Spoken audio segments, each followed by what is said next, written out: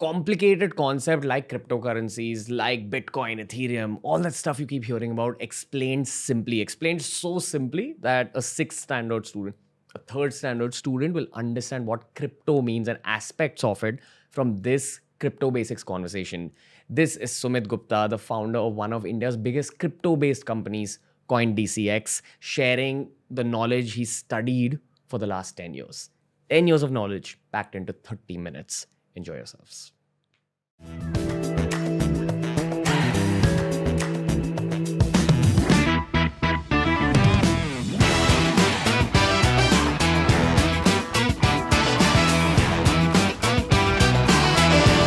Sumit Gupta, firstly, welcome Yo. to the Ranveer Show. Thank you, Ranveer. Secondly, you're one of the most insightful people I've met in my life. I met you 2 years back in Yes, Bangalore. in and you Bangalore. were talking about cryptocurrency to me then. Yes. I was like, भाई मैं podcast करने का सोच रहा हूँ. I'm going to plan something very cool around crypto, and when the time is right, we'll have you on the show. The time is right. Time is right here.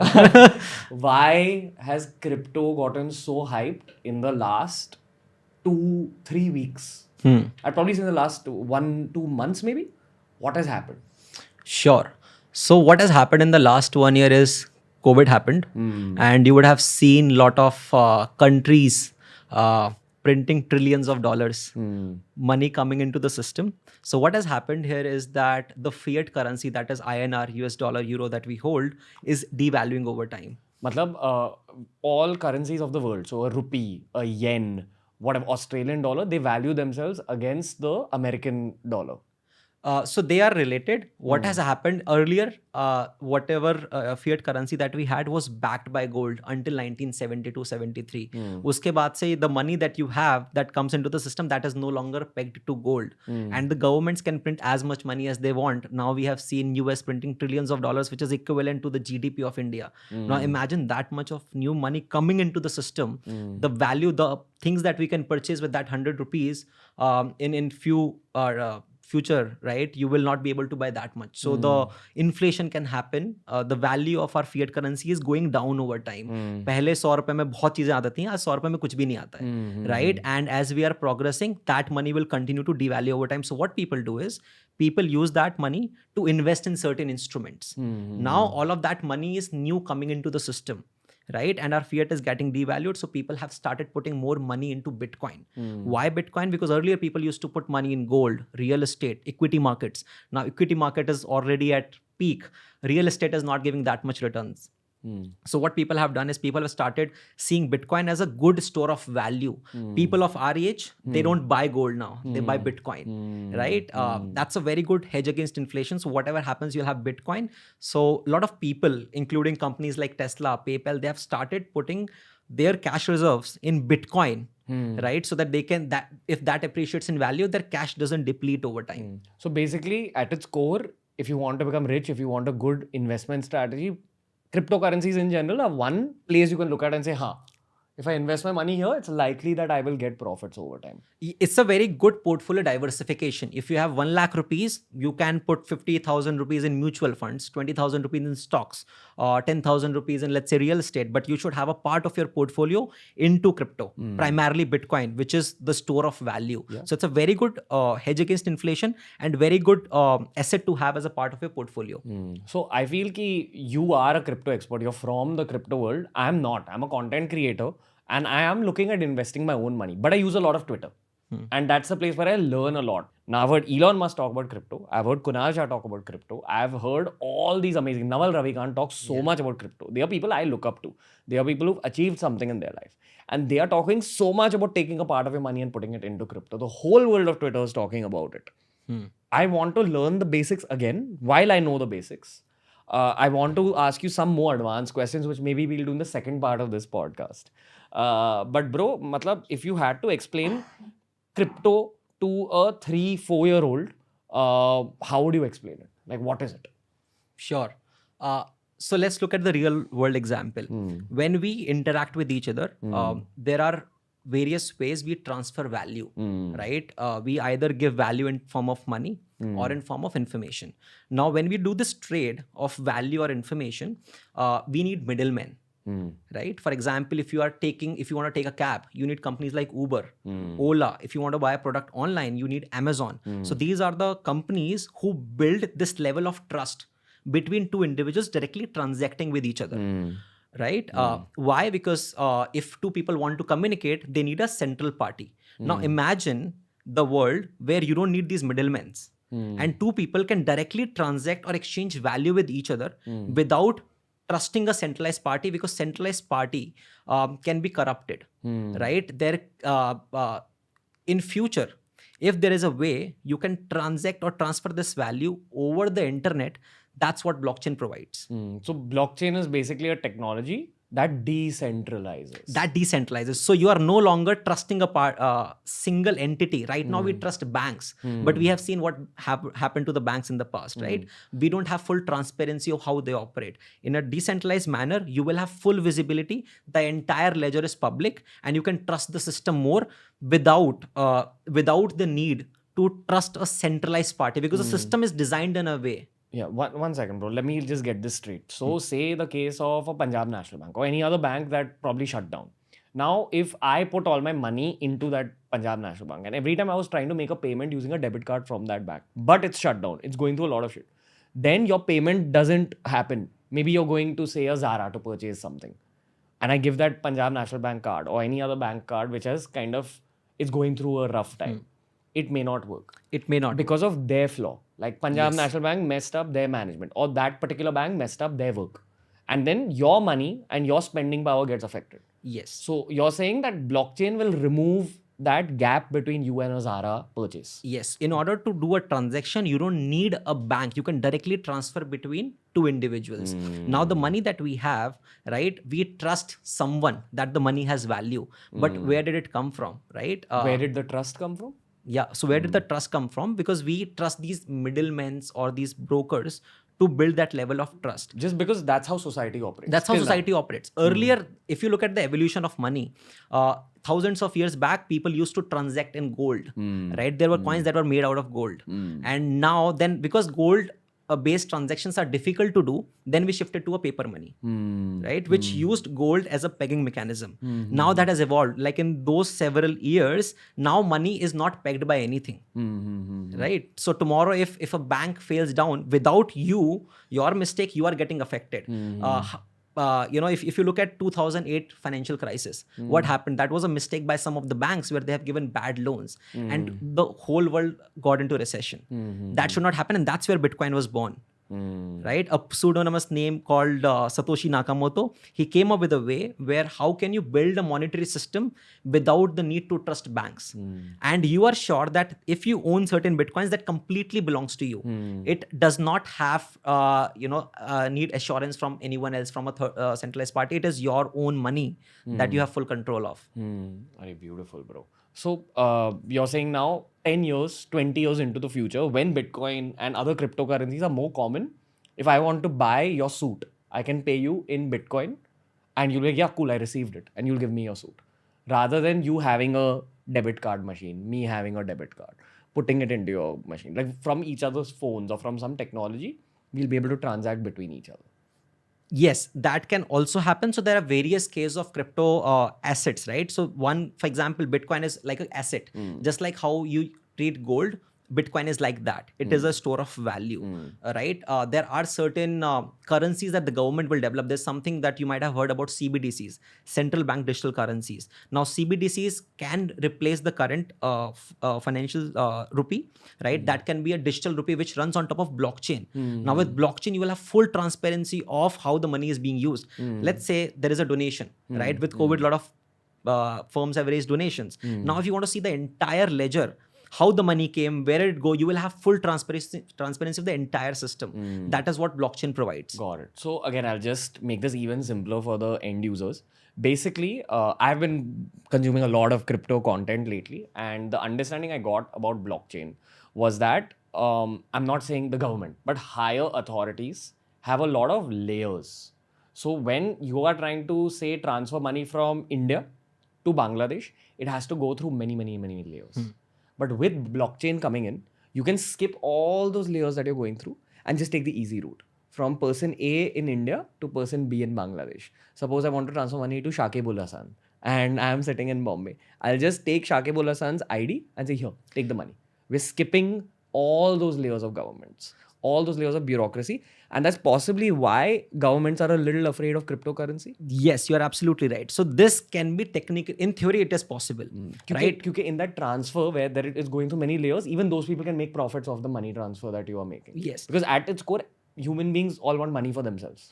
So you are skipping that. You're saying, nahi, the money transaction is between Ranveer and Shakib ul Hasan in Bangladesh, not all those layers of government officials and all that. Right. So if we see how we transfer the money, right? If I do a UPI to you, or if I send $1,000 to someone in the US, it is not peer-to-peer. There are various middlemen involved. There are thousands of people sitting in physical bank branches who are making the transaction happen. And that takes a lot of time. That costs a lot of money. Now with blockchain, you can do all of that instantly, near instantly, and almost free of cost. So you don't need these middlemen. The system is designed in a way where you can transfer value efficiently, right? So the whole financial markets can improve, can become more efficient, not just efficient, but far more secured and cheaper also. So that will save billions of dollars to the government. Now talking about transferring money from one country to another, that is where regulations comes into picture. We don't want a world where people just send money to each other anywhere in the world, right? That is where regulation... Because it can fuel terrorism, it can fuel like wrong things. That's why a lot of the public has a negative opinion on crypto. They think, yaar, if crypto becomes powerful, things like terrorism, things like crime also might become a possibility. Right. But right now, if you look at the database, with crypto, less than 0.3% of the transactions are not being used in the right manner, right? I mean, like if you look at fiat currencies, all of these activities still happen. Like with INR, with USD, that still happens. Crypto makes it more transparent. Now you can track the transactions. That's the positive of it. Matlab, okay, let me just get this straight so that the users also understand. Sure. Say if I am buying your suit, okay? Someone who also owns Bitcoin in USA, who doesn't even know Sumit, who doesn't even know Ranveer, but because the data of Ranveer and Sumit and our transaction of me buying your suit is in India, that person sitting in US can actually view our transaction. Ki, haan, theek hai, in dono ke beech transaction hui. They'll not be able to see whether Ranveer and Sumit did the transaction, but they can see in the ledger that transaction happened at this particular timestamp. Okay. So it is secured, transparent, without revealing the identity of the people who are doing the transaction. So if, manlo, like, let's take the case of someone sitting in Afghanistan wants money to buy guns or whatever, you know, if Al-Qaeda is sitting there and they have Bitcoin with them, they have cryptocurrency with them. If they are buying guns or bombs, obviously that's an expensive purchase. And they are, say, buying guns and bombs from, I don't know, maybe someone sitting in USA making guns and bombs. Now that's a big purchase. So everyone who owns Bitcoin will know, okay, there is some purchase that's happened in Afghanistan, which is a big amount, which usually doesn't happen. There's something scary going on there. So now let's inform government authorities or whatever and send people to investigate कि ये क्या हुआ, क्यों हुआ, कहाँ हुआ. So the good thing here is that when we are using a cash, right, 1,000, 2,000 rupee note, there is no trace of it. Here you can completely trace how the money went. किसने किससे खरीदा है? Did it go to the second person? वहाँ से कैसे गया है? And what was the ultimate place where the funds are used? With this, with the right regulations, you can keep a complete check on the trace of the funds and see whether it was used in the right manner or not. That is where regulations will help the country to use the positives of the blockchain technology, to use the positives of this underlying trend that we are seeing. How can we make the current financial systems more efficient, keeping the bad actors out of the system? So actually, you're saying that all the crypto officials like yourself, you're also someone who's leading the charge for crypto in India. We haven't actually introduced you on this podcast, bro. Quickly introduce yourself to the audiences. Who are you? What do you do? Sure. So I'm an engineer turned entrepreneur. I have loved solving problems, doing experiments, taking risks in life, as you can see. So during my college, I learned a lot of things about new technologies. Crypto was one of them. After that, I did my first job at Sony Japan. That's where I heard about Bitcoin for the first time. It is difficult. Understanding Bitcoin was difficult. I had a hard time. I left it. I did not invest. If I would have invested in 2014, I would be a millionaire by now, right? So I didn't invest, but then I felt that that's one of the things that I had. What if I have learned that time? Now we're in the same state, whether everyone is curious curious about what is Bitcoin, what is blockchain technology, and that's the thing that I want to solve. Like, how can we bring crypto to India? Because there's very little activity that's happening in the country. Whereas if you see the other countries, they are more progressive. They are adopting blockchain. They are building solutions. They are making their current systems more efficient. They're making it Bitcoin friendly, crypto friendly. Crypto friendly. And I feel there is opportunity for India to grow here. And that's something you read on Twitter a lot, that every other country is figuring out, okay, how do we work with crypto? And in India, a lot of people, especially older people, are saying, no, we don't want crypto, nahi chahiye, just because of a lack of understanding. So I hope actually this podcast helps solve that. If there are kids watching this, educate your parents in the same way. Educate people around you. So what we were talking about is that there are crypto officials like yourself. It's not an official term, but you are a crypto-based entrepreneur. I have two questions. One, just give the audience some perspective that if you had invested, say, around 1 lakh rupees in 2010 in crypto, in Bitcoin, how much would that be worth right now? I think that would be worth more than 500 crores by now. 1 lakh rupees in 2010 would be Yes. worth more than 500 crores. I've read this American Twitter handle. He had started investing his dad's money in crypto. He thought he will create a pension fund for his dad. I think in 2012, 2013, he took some of his dad's money and said that let's just put it in crypto and see what happens. He's like, it blew up so much that it became his retirement fund and my retirement fund. So that's what India needs to understand, that these things are happening in the world. India needs that financial education when it comes to investing in mutual funds and the stock market. But this is modern day financial education. You need to see what the rest of the world is doing. Coming to history, you know how they say that a lot of the countries in the medieval times, they thought about expansion. They thought about new technology. They thought about going and taking over other countries. Like that's why the British ruled us. Before the British, the French and the Portuguese ruled us.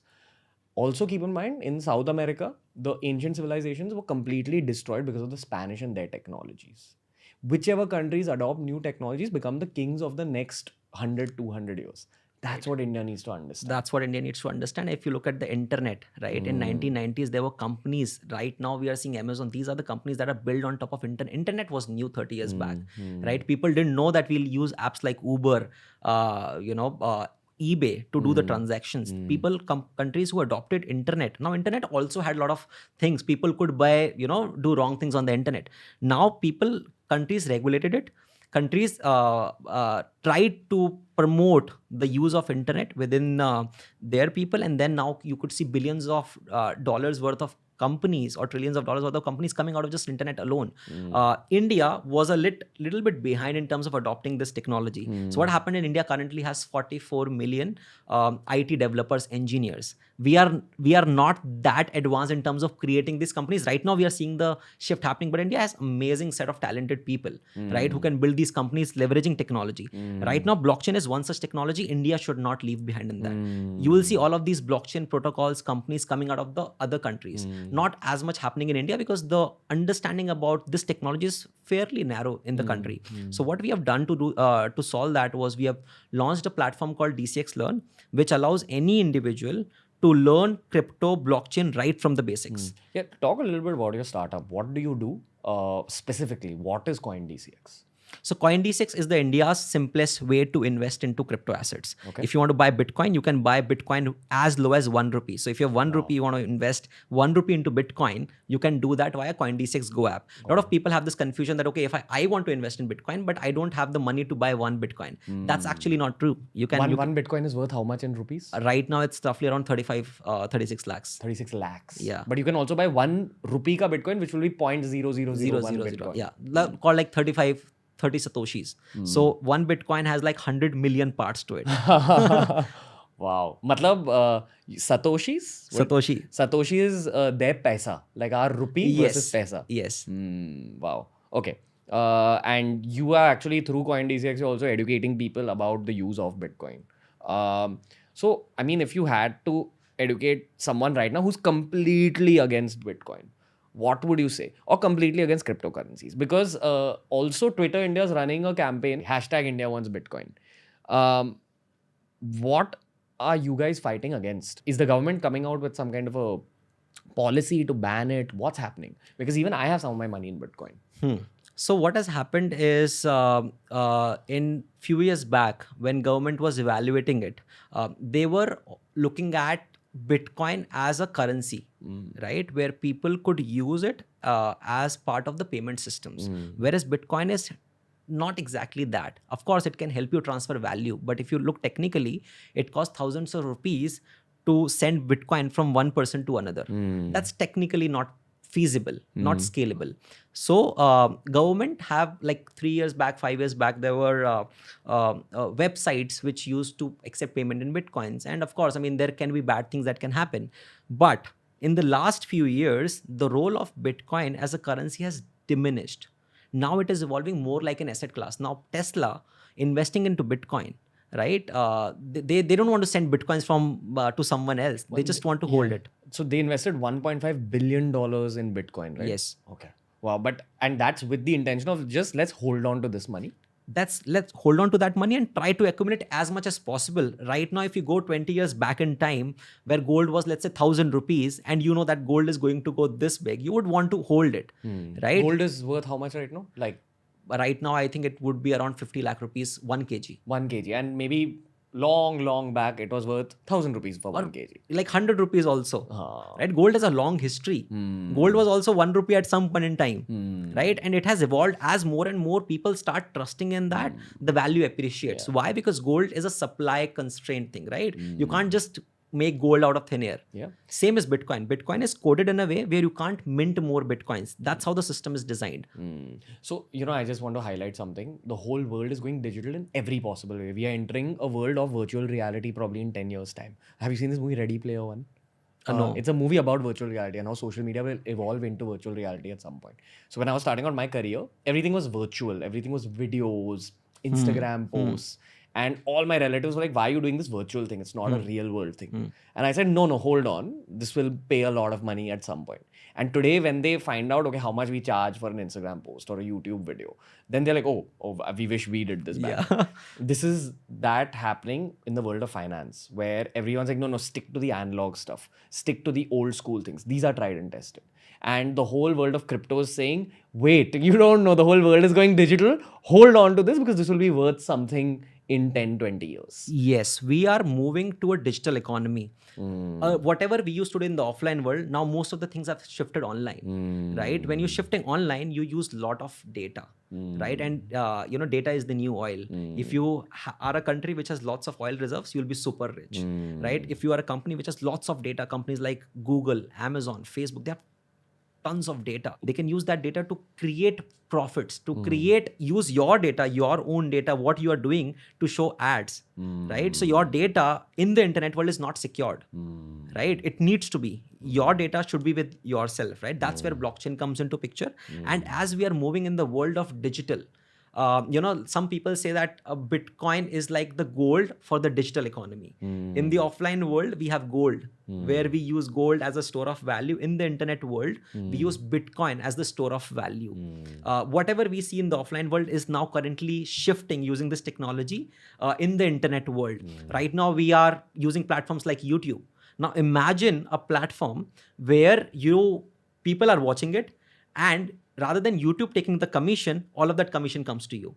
So there's a good structure between the content consumers, content publishers, and the advertisers. And whole of the system can run without a company like YouTube. Got it.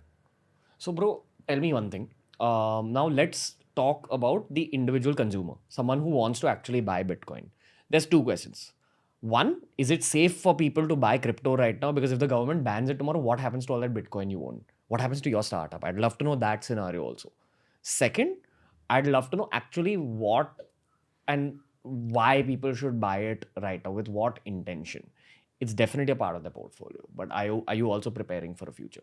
So let's talk about that end consumer, someone who's watching this and saying, okay, I have some extra money lying around, even if it's 10,000 rupees lying around, but I want to put it in crypto.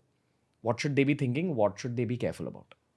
Sure. So I think everyone should have Bitcoin as part of their portfolio simply because it's a very good asset to have for better portfolio diversification. Right now, we invest our money in a lot of markets and we don't know what can happen. So you need to diversify it so that you net make good returns of your money that you have invested in.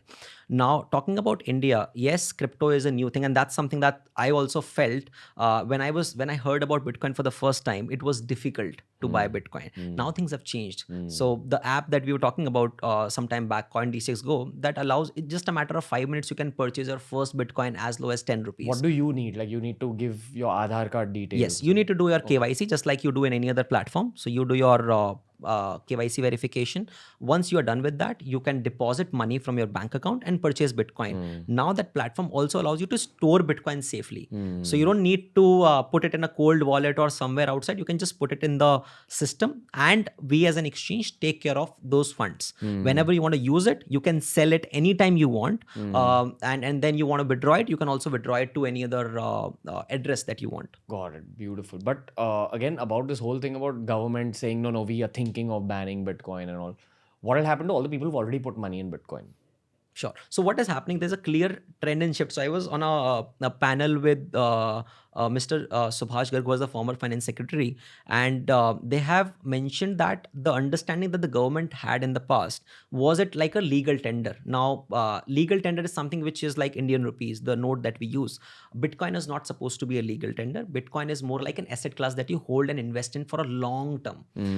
So governments have also started realizing that it should be regulated, right? And all the RBI and all the government bodies outside, they have also regulated and recognized this as an asset class. In US, if companies like Tesla can invest in it, why are we stopping Indian companies or corporations to invest in an asset class like Bitcoin, which is the future of money, right? So that trend is shifting. I believe that our governments will also see and try to regulate it so that more companies can come out of blockchain technology. And India, right? For example, if India was given this opportunity to hold as much gold as possible, they would want to do it.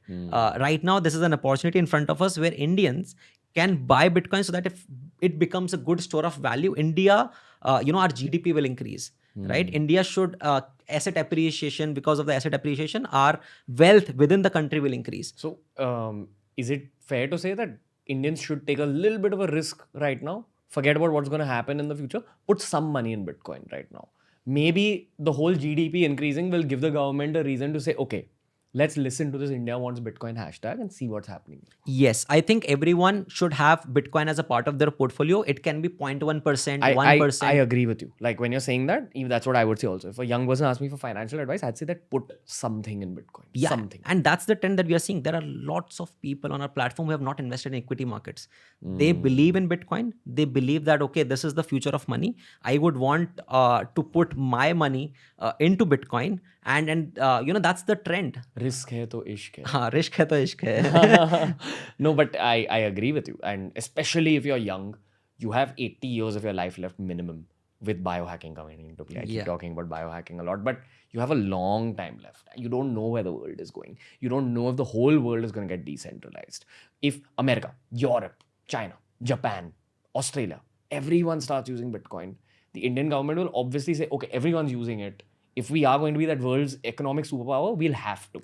Yes. So while there is a possibility of governments banning Bitcoin, governments banning crypto, there is also a possibility of everyone going on that ship. And maybe at that point, Bitcoin value will go 100 times of what it is right now. Yeah. So while it's at this stage, you should buy it. Yes, you should buy it. And every government is regulating it, right? And governments will be forced to, you can't technically stop buying Bitcoin, or you can't technically stop because it's not controlled by any centralized party, right? So there's no point banning it. I think the right approach would be to understand the technology and regulating it. Just like what if India would have blocked internet 30 years back, right? We would be far, far behind in terms of technological innovation. North Korea. Yeah. Like we would be North Korea. Yeah. So the world should be more open, open to new technologies. Yeah. And I also feel that if we end up banning crypto, we are on path to becoming a North Korea in some way. Like, so it needs to be legal just to keep up with the rest of the world. Yes. When I look at the world map, I actually point out Scandinavian countries as probably the most advanced, both in terms of capitalism as well as just, you know, people who have a great work-life balance, people who are very sorted in their head. Scandinavia is also backing crypto a lot. Norway, Sweden, all these places. I think I don't know the exact legality, but all the countries are open to it. No, India is going to be the first. If India bans it, India is going to be the first country to ban crypto. Yeah, that's some dark times. Okay, I probably actually just want to end the basics episode right now. There's a lot more to talk to you about. To the end consumers, that's you guys, the listeners. In the next episode, we'll actually talk about how much money to put where, which cryptocurrencies to select. I'll also be revealing where I have put my own money and how to think about that process. What's the actual process? So watch out for part 2. But before we go to part 2, Sumit Bhai, any last basic learning you want to add about cryptocurrencies? Because I feel like this episode explained what cryptocurrencies and blockchain is. Anything you want to add to this? Sure. See, this is a new asset class. What is very, very important is to understand what this is all about, right? Before I started investing, I learned what Bitcoin is, what blockchain is, how a decentralized future is good for the overall humanity, right? I think if anyone is curious about learning more about it, there's a platform, D6Land, it's free of cost. Anyone can go and start reading about it from the basics. That's the first thing. Once you do that, while you can also start taking some exposure into Bitcoin, maybe starting with as low as 100 rupees, see how things changes, and then gradually based on the risk appetite, build it up from there. So one thing that you should also ensure that you don't put money in all the cryptos. There are some good projects out there, there are some bad projects. So you should very carefully choose which project you want to put money in, and then we'll cover more about it, which tokens are good, which crypto is good in the next episode. So this is what it is, man. This is what the Ranveer Show is. Taking 10 years of this man's knowledge, putting it into one episode of basics.